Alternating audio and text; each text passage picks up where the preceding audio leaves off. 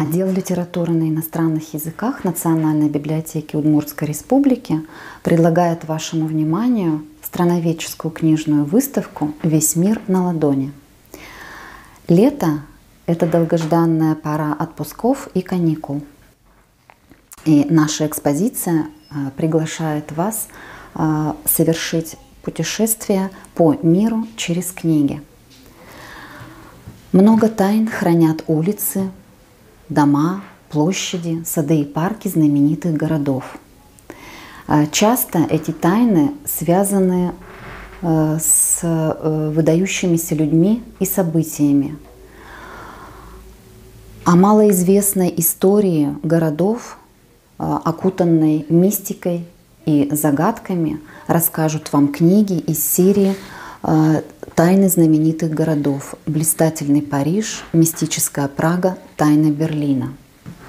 Авторы книг, наблюдая за, в легкой и непринужденной форме делятся своими впечатлениями о странах и их жителях, а также делятся полезными фактами и наблюдениями и дают полезные советы, как вести себя в той или иной стране.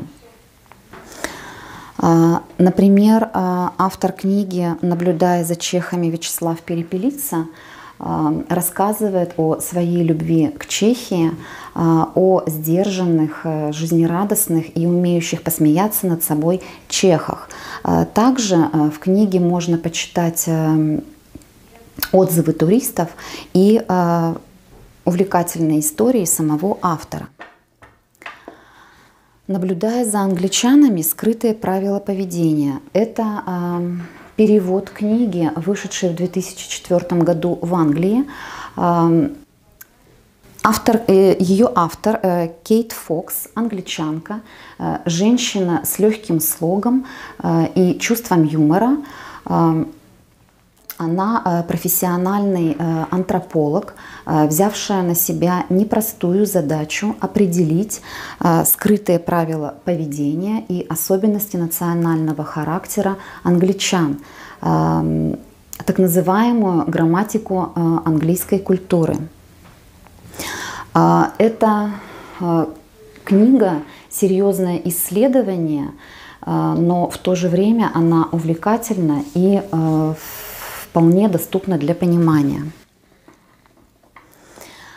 Если вы хотите узнать, о чем думают французы и итальянцы, об этом вам расскажут книги из серии «Глазами иностранцев».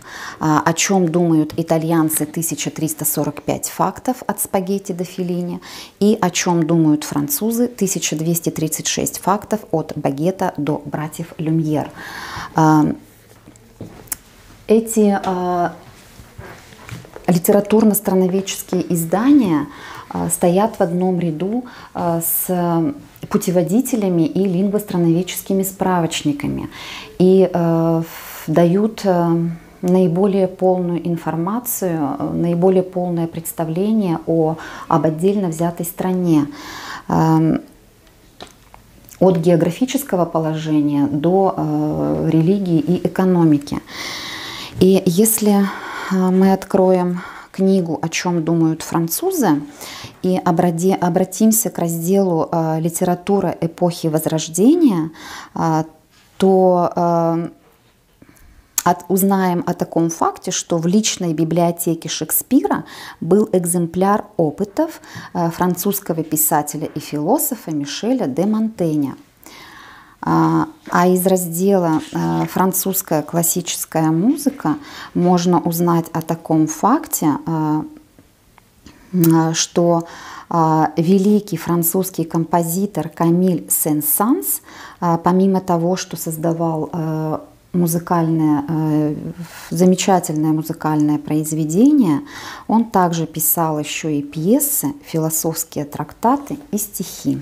Ну и вот такая яркая, красочная книжечка «Весь мир в подарок любителю путешествий» также приглашает в путь и показывает лучшее, что в мире можно увидеть и испытать.